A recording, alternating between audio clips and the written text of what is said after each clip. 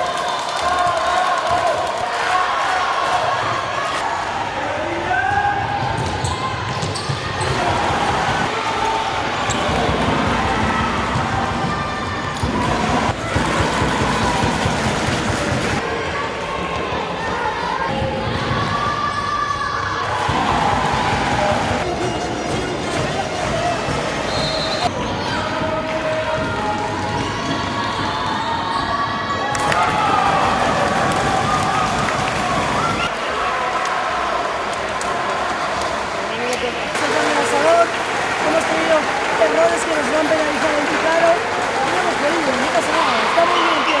Sentíos orgullosos de lo que habéis hecho. Bueno, yo creo que están contentas, han salido todas muy contentas, les hemos dejado clarísimo que estamos muy orgullosos de ellas, que lo han hecho súper bien y creo que están pendientes ya de cuándo es el presidente partido para volver a hacerlo igual de bien. Vamos a seguir dando nuestro máximo todo hasta el final y pues yo veo que si competimos como jugamos hoy y tal, podemos ganar.